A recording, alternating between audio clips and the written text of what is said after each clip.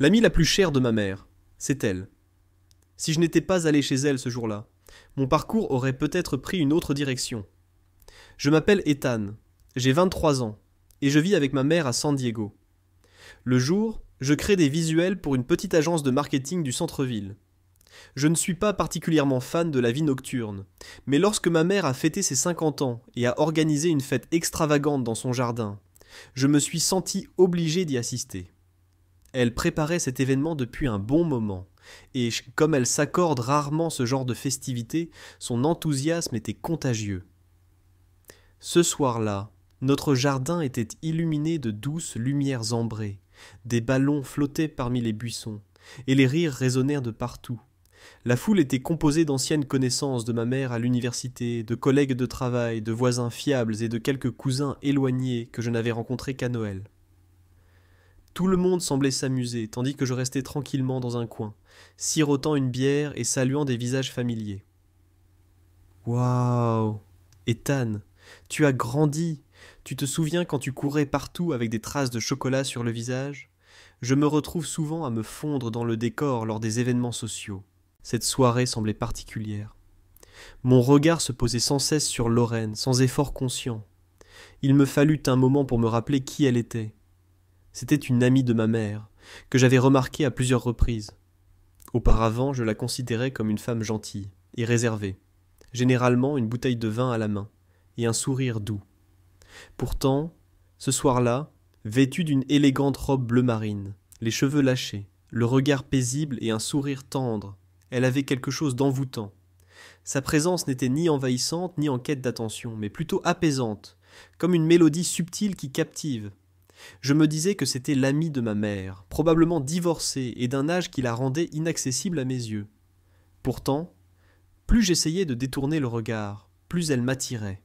Peut-être était-ce son ton assuré ou le fait qu'elle ne semblait pas se soucier de l'opinion des autres, qui la rendèrent encore plus captivante.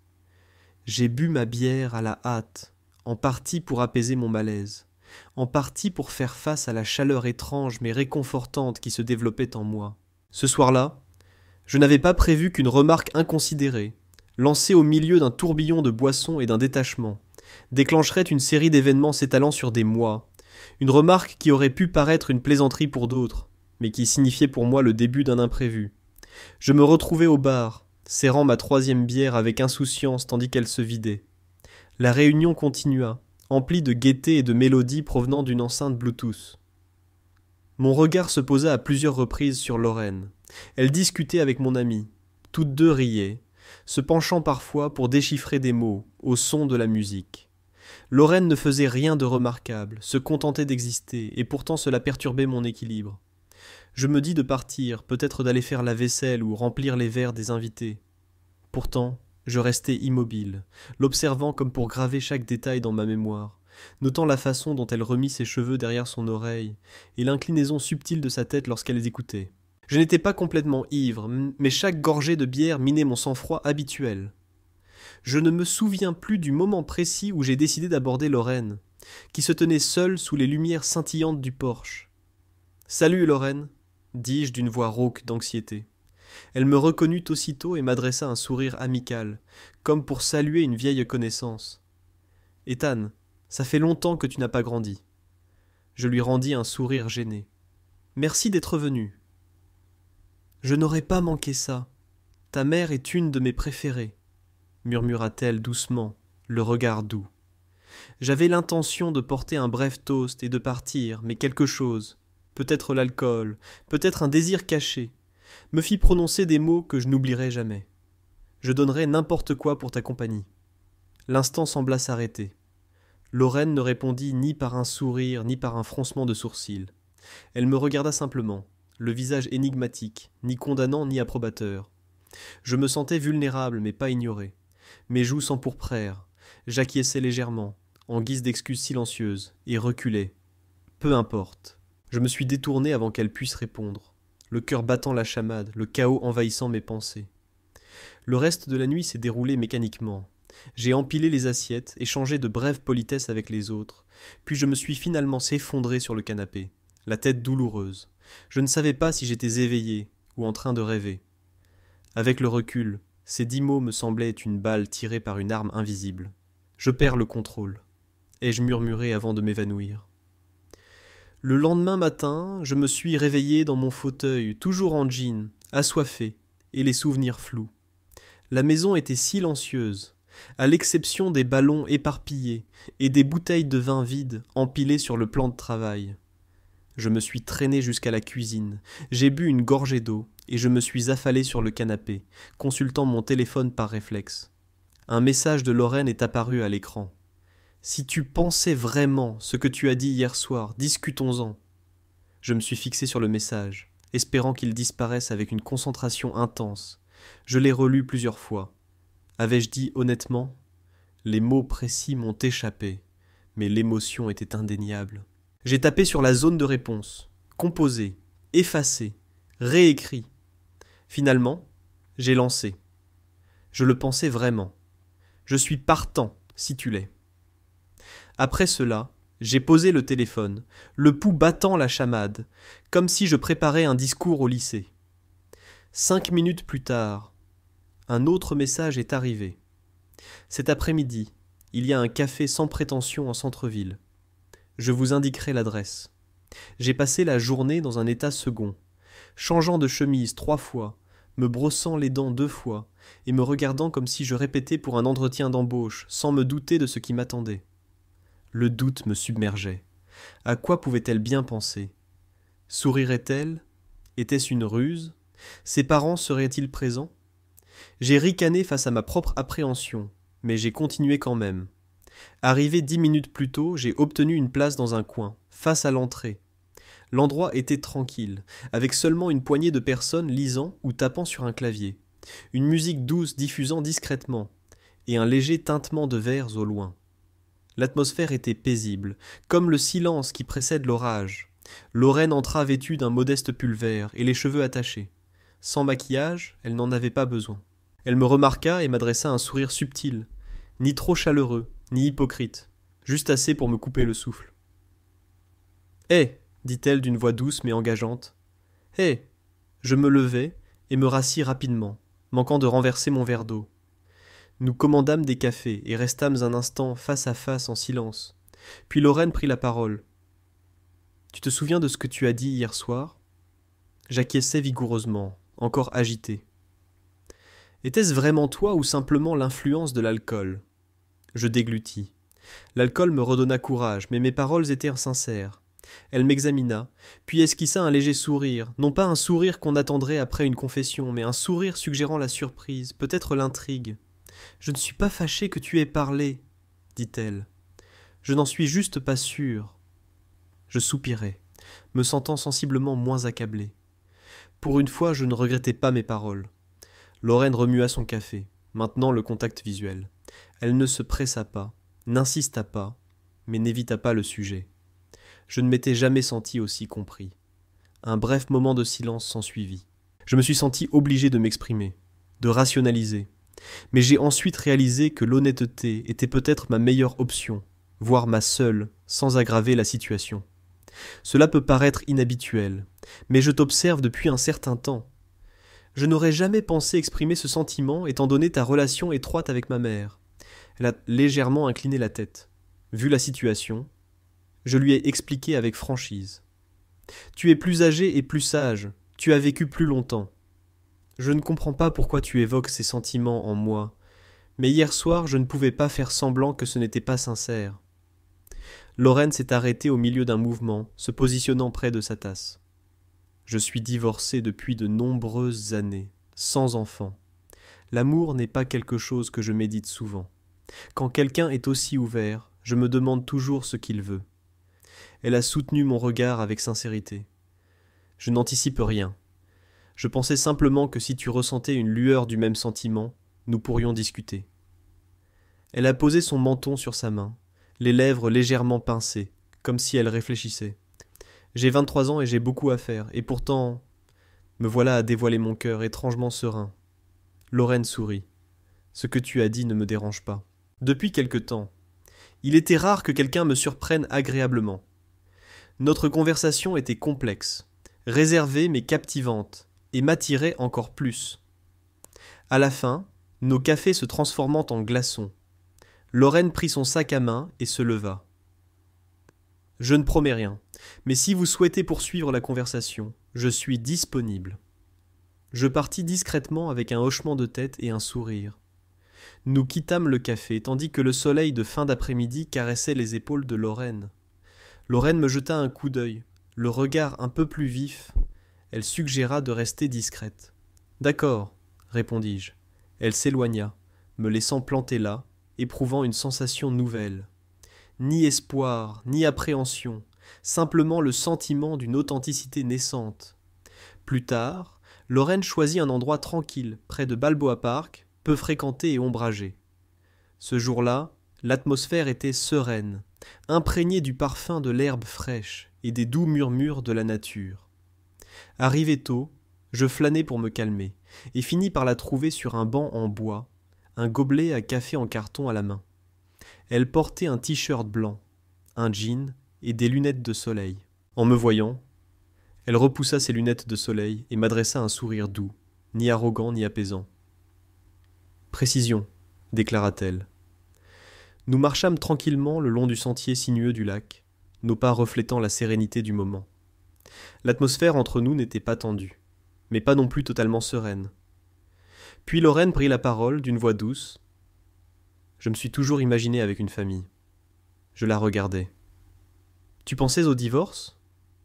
Elle acquiesça d'un signe de tête. « Ce n'était pas un homme mauvais. Nous nous sommes simplement éloignés. Et à ce moment-là, il n'y avait plus rien à quoi nous raccrocher. » Son ton était neutre, pas triste, plutôt une constatation. Je restais silencieux, laissant ses paroles s'imprégner. Je pensais que les enfants faisaient partie de mon avenir, mais la vie, le travail, le temps m'entraînaient ailleurs. Nous nous arrêtâmes au détour d'un chemin, devant un banc face au lac. Lorraine s'assit la première, et je la rejoignis. L'eau résonnait dans le ciel déclinant du soir, ondulant au gré du vent. Elle reprit la parole, d'un ton mesuré et mesuré.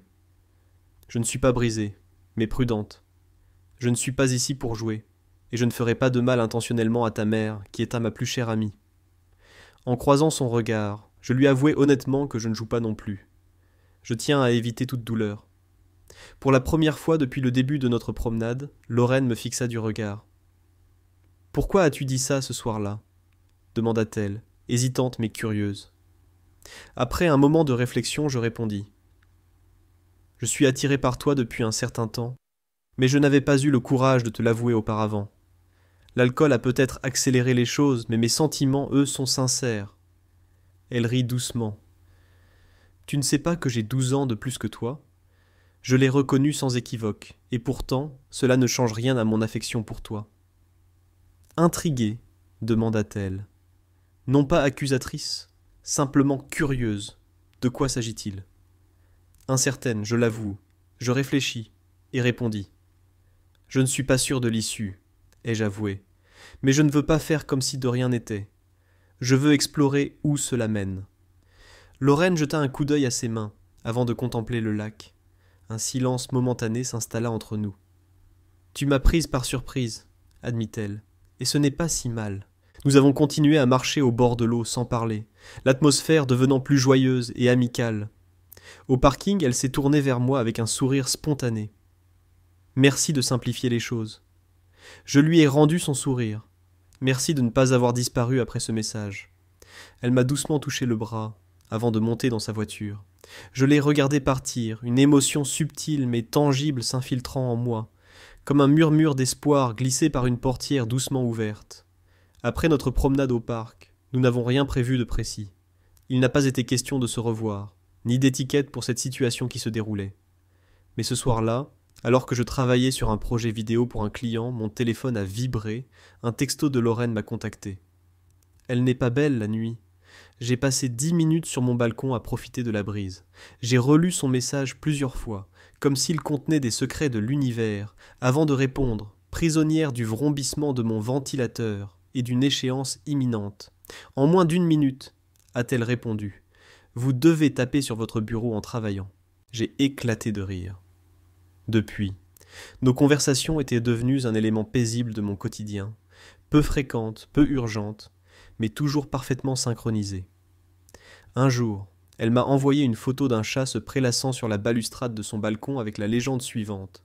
Maintenant, retraité de la vie d'adulte. Une autre fois, j'ai partagé une photo de mon pot de nouilles instantané, avec l'inscription « Voyez ma merveille culinaire ». Nous avons gardé un ton décontracté, évitant de donner à notre relation un titre officiel et évitant les propos sérieux. Cependant, dans nos plaisanteries enjouées, de petites vérités ont parfois surgi. Elle m'a posé des questions sur mon travail, les problèmes qui me tracassaient. Je me suis enquis de ses mécanismes d'adaptation lorsqu'elle était seule, de ce qui lui procurait un sentiment de stabilité. Une semaine après notre rencontre au parc, elle m'a appelé à l'improviste. J'étais allongé sur mon lit lorsque son nom est apparu sur l'écran de mon téléphone. J'ai répondu, en essayant d'avoir l'air détendu malgré mon pouls qui s'accélérait. « Bonjour », a-t-elle dit. « Je ne sais pas vraiment pourquoi j'appelle. » Ton message d'aujourd'hui m'a fait éclater de rire. Sa voix était réconfortante, comme une douce mélodie d'après-midi. Qu'ai-je écrit, si on avait une semaine de congé? On passerait 3 jours à dormir, 2 à manger, et les 2 restants à éviter tout le monde. C'est ma pause détente idéale. Nous avons discuté pendant une 20aine de minutes, abordant des sujets légers, comme le cinéma, des rencontres fortuites avec de vieux amis, et une anecdote où elle avait accidentellement brûlé un four à 20 ans, en oubliant du pain à l'intérieur. Ce n'était pas profond, mais cela suggérait qu'elle me laissait entrevoir sa vie. Les appels sont devenus plus fréquents, pas tous les soirs, mais chacun me laissait dans l'attente du suivant. Une fois, elle a appelé pendant qu'elle faisait la vaisselle, et j'ai entendu le bruit de l'eau et des assiettes qui s'entrechoquaient. Une autre fois, je l'ai appelée en rentrant chez moi, et elle m'a demandé de décrire la scène comme si elle était là avec moi. Ce lien intangible, intime, sans contact physique, connu sans le définir clairement, était quelque chose de nouveau pour moi. Ce n'était pas une passion passagère, c'était comme reconnaître une mélodie inconnue tout en comprenant son rythme. Je ne lui ai jamais envoyé de SMS pour dire « Tu me manques » ou « Dalan, j'ai des sentiments pour toi ». Mais quand une chanson dont nous avions parlé plus tôt est passée aujourd'hui, et qu'elle a résonné différemment, elle a répondu « Je l'écoute maintenant, tout comme vous ». Cela en disait long. Elle était présente, sans éclat ni précipitation, et cela suffisait. Un vendredi, après une réunion virtuelle épuisante, le message de Lorraine arriva comme une brise rafraîchissante. J'avais loué un Airbnb pittoresque en bord de mer pour le week-end. Envie d'une escapade loin du tumulte? Êtes-vous disponible? Je n'ai pas beaucoup réfléchi et j'ai répondu « Envoyez-moi l'adresse ». La demeure se trouvait dans un coin tranquille du littoral, assez proche de la métropole, mais assez éloignée pour donner l'impression d'une évasion. Elle était confortable, décorée de meubles en bois clair, de quelques plantes en pot nichées dans les coins, et d'une grande fenêtre offrant une vue imprenable sur l'océan. Une bougie parfumée à la vanille scintillait sur le rebord. Je suis arrivé alors que le soleil commençait à décliner, le ciel conservant quelques lueurs du jour. Lorraine m'a accueilli en pull et short décontractés, les cheveux lâchés, le visage naturel ou à peine retouché, une invitation à entrer dans son monde sans artifice. Entrez. Nous nous sommes retrouvés sur le canapé, des tasses de thé fumantes à la main, tandis qu'un doux jazz émanait d'un haut-parleur Bluetooth près d'une pile de livres.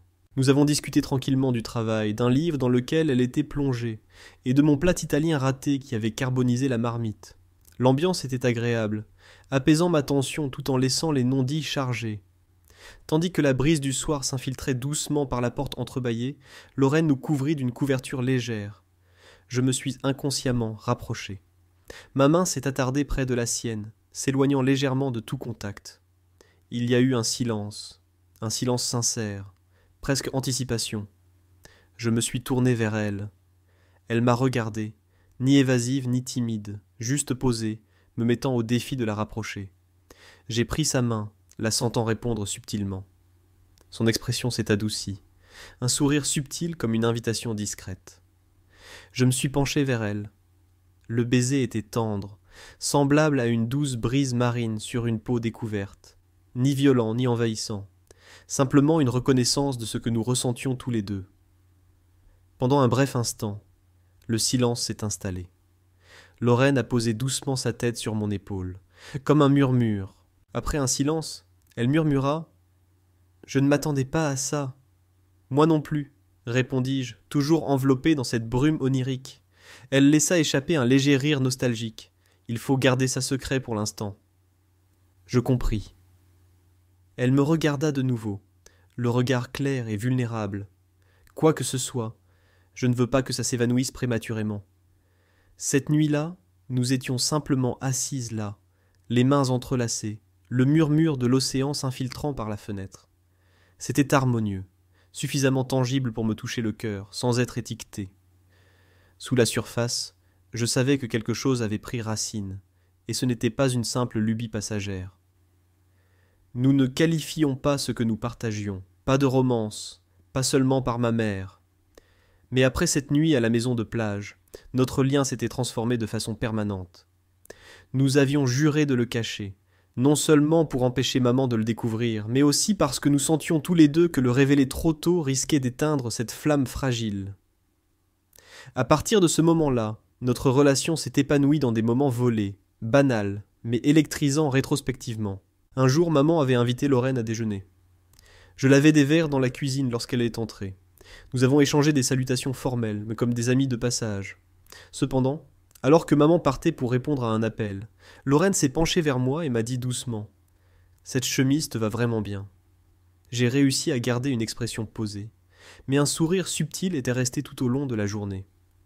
D'autres fois, nos rencontres avaient lieu après les heures de travail. Lorraine venait me chercher à distance, près de mon lieu de travail, veillant à rester hors de vue de son entourage. Nos activités étaient modestes. Explorer des banlieues tranquilles, dîner dans des restaurants sans prétention, ou simplement rester assis dans sa voiture, la musique à fond et le silence s'installant. Nous n'avions pas besoin de gestes extravagants. Être ensemble suffisait. Un soir, garé sur un terrain vague près de la côte, sous une légère bruine, les vitres embuées, nous avons écouté sa vieille chanson de jazz préférée. Lorraine a posé sa tête sur mon épaule sans dire un mot. J'ai choisi de ne pas sonder ses pensées, me contentant de lui tenir la main. À cet instant, l'amour n'avait pas besoin d'être décrit. Nous naviguions au quotidien, avec mes pressions professionnelles source de stress, les siennes accompagnées de collègues exubérants, et la dernière aventure culinaire thaïlandaise de maman qui emplissait notre maison de citronnelle et de piment pendant de longs moments. Pourtant, au milieu des rires, le regard de Lorraine s'adoucissait. Sa voix devenait douce. Je ne sais pas combien de temps nous pourrons garder ce secret. Elle ne cherchait pas de garantie, juste ma compagnie. Nous suivions une routine matinale tacite. Si j'étais rentré tard la veille, j'envoyais d'abord un texto. Si elle était partie tôt, c'était elle qui commençait la journée. Les messages ne déclaraient jamais l'amour, ni n'exprimaient de désir, juste « Bonne nuit, belle journée à venir, prends une veste, hydrate-toi ». Ils étaient subtils et simples, et pourtant, pour moi, ils exprimaient que l'amour pouvait grandir en silence, sans besoin d'attention. Notre relation était authentique, discrète, sans ostentation ni déclaration, mais palpable à chaque respiration. Nul besoin que les autres la confirment. À travers des regards fugaces, des textos discrets et de brefs contacts, je trouvais le bonheur. Un samedi, ma mère organisa un dîner modeste à la maison, contrairement à sa somptueuse fête d'anniversaire de l'année précédente. Elle n'invitait que quelques connaissances, dont Lorraine. Je ne pouvais pas le manquer malgré l'appréhension qui s'installait. Nous étions habiles qu'à garder nos distances en public, mais le regard perspicace de ma mère me laissait toujours mal à l'aise. Elle devinait tout instantanément. Lorraine arriva ponctuelle, vêtue d'une élégante robe de soie noire, les cheveux tirés en arrière, le maquillage minimaliste. Comme toujours, elle était calme et charismatique. Pourtant, j'étais à cran. Chaque sourire qu'elle adressait à la salle, chaque regard fugace vers moi me faisait battre le cœur. Nous évitions délibérément tout contact visuel prolongé. J'engageais la conversation avec oncle Mike, remplissais le verre de vin de tante Lisa et aidais maman à faire la vaisselle. Mais chaque geste semblait figé, comme si je jouais une pièce de théâtre sous la lumière des projecteurs cachés. Après le dîner, tandis que tout le monde se détendait dans le salon, maman me fit venir dans la cuisine pour l'aider à ranger. Je la suivis sans trop y penser, jusqu'à ce qu'elle pose une assiette sur le comptoir et me regarde de travers. « Tu es de mauvaise humeur ces derniers temps, dit-elle. Qu'est-ce qui te tracasse, maman ? Préoccupé, un sourire énigmatique aux lèvres, quelque chose clochait. Je secouai la tête, gardant un ton neutre, discutant simplement de travail et de ses échéances incessantes. Elle acquiesça, un peu sceptique, mais n'insista pas davantage. Puis, nonchalamment, elle dit « Lorraine et toi, vous semblez plus proches qu'avant. » Mon estomac se noua, les alarmes sonnèrent. Je détournai le regard, lui jetai un bref coup d'œil, puis me concentrai sur le cirage des verres. Nous la connaissons depuis longtemps, c'est juste une familiarité. Maman n'insista pas, murmura simplement son accord et continua de faire la vaisselle, mais un frisson me parcourut. Ce soir-là, après le départ des invités, j'envoyai un message à Lorraine. Les soupçons de maman grandissaient. Elle répondit promptement. Je le voyais dans ses yeux. Peut-être devrions-nous faire une pause pour le moment. En lisant cela, mon cœur se serra, non pas de colère, mais parce qu'elle avait raison. Nous ne fîmes pas nos adieux, ni ne parlâmes de rupture, mais les jours suivants, Lorraine cessa de venir nous voir. Fini les regards furtifs à travers la pièce, fini les messages secrets sous la table. La vie reprit son cours paisible et vide, mais nos messages restèrent rares pour éviter de nous submerger. Je la désirais chaque jour, gardant mes sentiments pour moi. L'amour, je le découvrais, exigeait plus que des émotions. Il exigeait de l'endurance, du courage et parfois de la distance. 3 semaines après ce dîner, Lorraine et moi nous sommes retrouvés, non par hasard ou par désespoir, mais parce que nous ressentions tous deux le besoin d'une conversation sincère. Nous avons choisi un parc isolé, dans un quartier calme, avec des bancs de pierre surplombant un paisible étang de lotus. Je suis arrivé le premier, m'asseyant et contemplant l'eau immobile, nourrissant la tension inexprimée entre deux êtres qui ne s'affrontaient pas encore pleinement. Lorraine m'a rejoint plus tard, ses pas murmurant sur le chemin de gravier. Elle portait un chemisier blanc immaculé et un jean gris ardoise, l'air fatigué mais éblouissant par son élégance subtile. À son arrivée, nous sommes restés silencieux un moment, le silence nous enveloppant confortablement. Au début, elle s'excusa, d'une voix douce, couvrant le murmure du vent. Je ne répondis pas. « Pas besoin de t'accuser, » répondis-je, encore sous le coup d'un recul. Elle se tourna vers moi, avouant ses véritables sentiments. « J'ai peur de faire du mal à ta mère, de ruiner une amitié qui me tient profondément à cœur. J'ai aussi peur de t'entraîner dans une situation que tu ne devrais pas connaître. » J'entrecroisai les doigts, le regard fixé au sol. « Personne ne m'a forcé à venir, » déclarai-je fermement. « J'ai fait ce choix de mon plein gré. » Elle exprima son inquiétude quant à ma jeunesse. « Dans 1 an, tu pourrais désirer quelque chose ou quelqu'un d'autre, et je ne veux pas me tromper. » Ces mots laissèrent une légère piqûre. Je ne me défendis pas immédiatement, me demandant plutôt « Et si je restais déterminé? Et si c'était précisément ce que je voulais ?»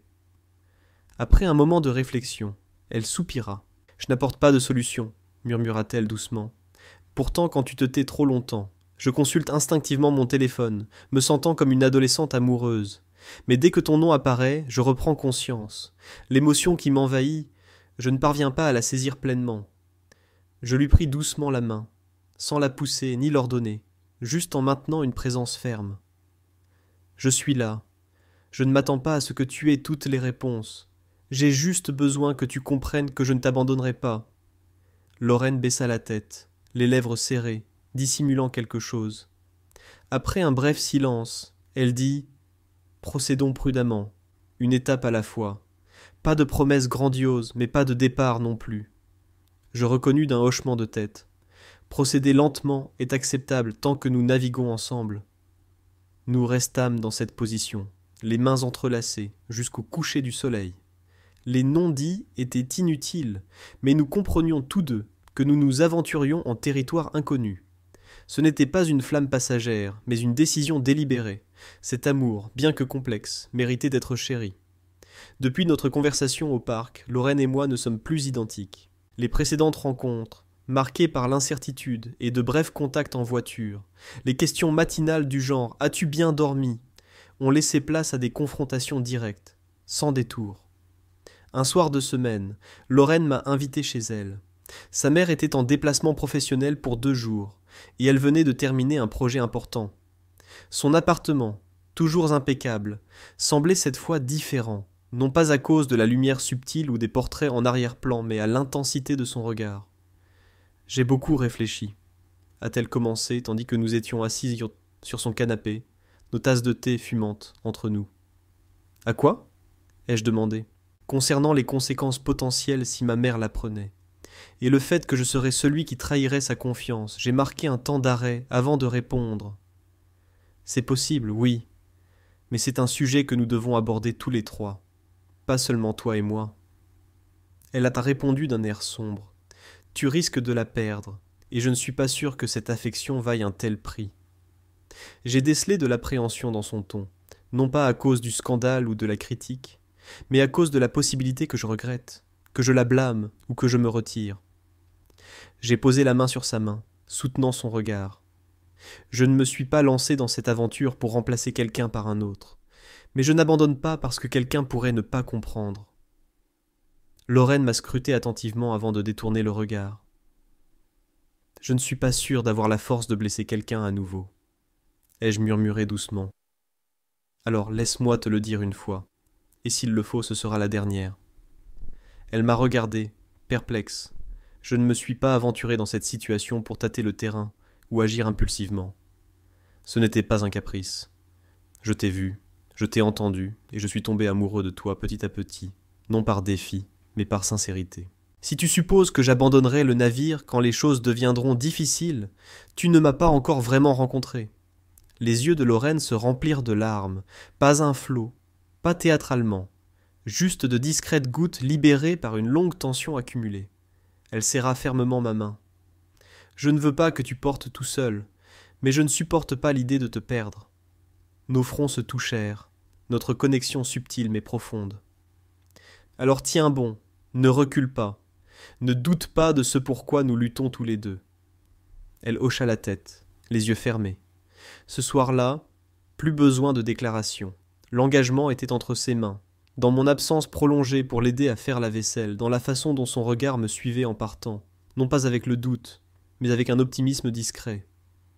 L'amour n'a pas besoin de grands serments, il suffit d'être déterminé, de craindre une seule fois et de décider de persévérer. Ce soir-là, j'ai pris ma décision, sans regret. Après cette nuit-là, nous n'avons pas reculé, ni rendu les choses publiques. Au contraire, nous avons marché sur un équilibre délicat entre les deux.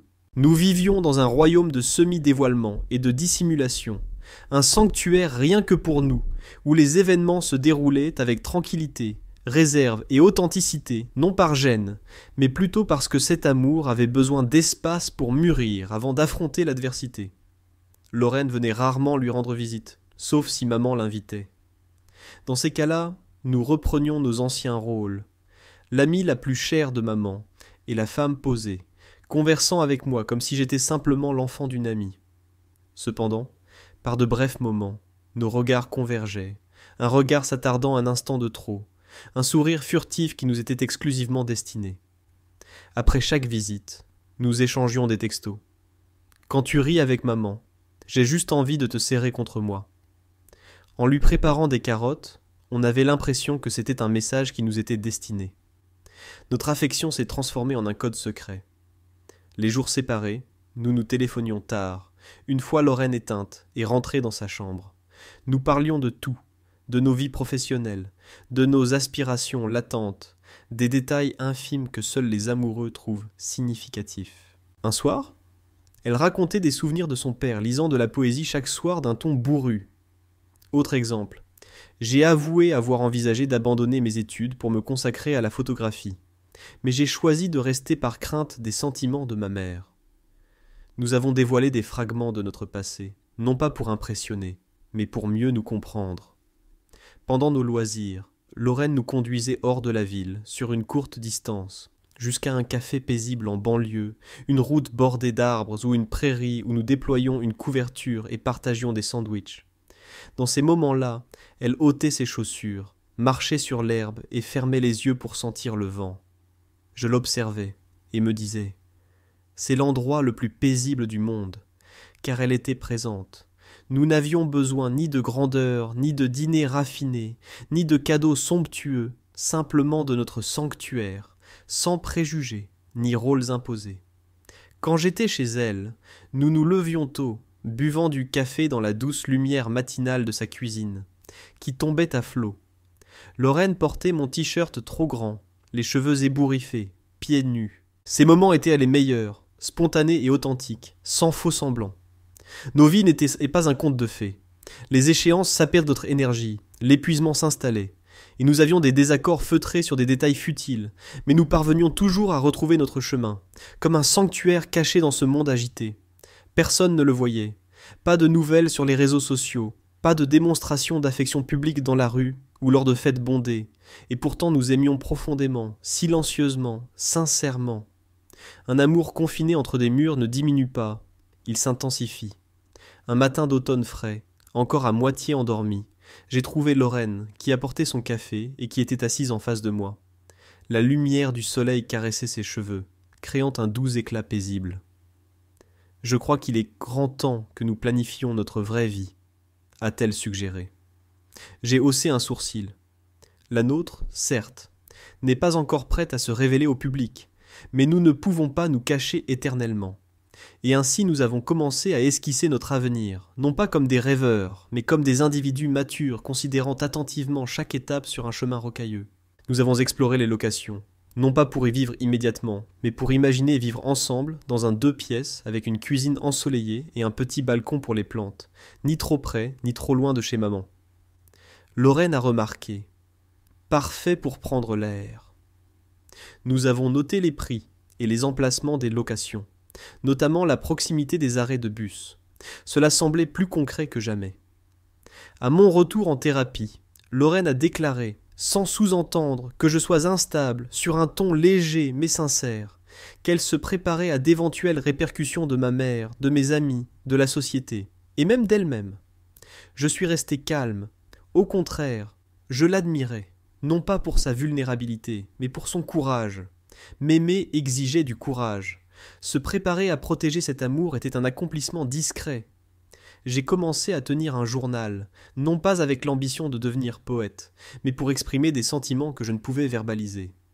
J'ai noté des moments comme notre première prise de main, la douce lueur dans ses yeux avant qu'elle ne se brosse les dents, l'anxiété persistante chaque fois que maman me demandait « Où étais-tu » J'ai écrit sur des conversations futures imaginées où je révèle la vérité à maman. Un passage disait « Elle pourrait pleurer et m'embrasser, ou rester stoïque et impitoyable. » Un autre suggérait « Peut-être restera-t-elle silencieuse, amère. » Les pages restaient impartiales, ne contenant que mes sentiments inexprimés. Nous avions promis d'annoncer la nouvelle à maman avant la fin de l'année, de manière directe et honnête, sans faste ni cérémonie. D'ici là, nous avions préparé non seulement notre environnement, mais aussi nos cœurs, nos appréhensions et nos aspirations. Notre amour n'était plus caché. C'était devenu une décision délibérée qui s'est développée avec le temps. Décembre arriva, avec sa brise fraîche et ses lampadaires illuminés. La fin de l'année semble souvent concluante, mais pour nous, elle marquait un début. Avant 2025, nous avions l'intention de nous confesser. Plus d'échappatoire, non pas pour défier qui que ce soit, mais parce que nous étions allés trop loin pour reculer. Un après-midi, dans notre café habituel, Lorraine me demanda « Avez-vous envisagé toutes les conséquences possibles ?» J'acceptai ma confirmation en posant mon chocolat.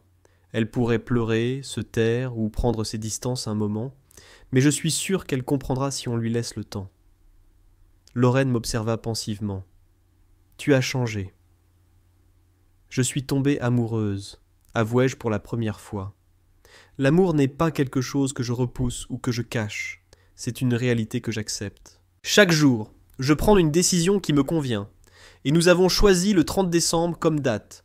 Pas de célébration festive, juste un pont paisible entre passé et futur.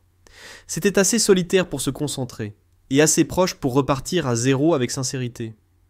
Je serai la première à parler. Lorraine resterait d'abord. Vous avez besoin d'un peu d'intimité, suggéra-t-elle.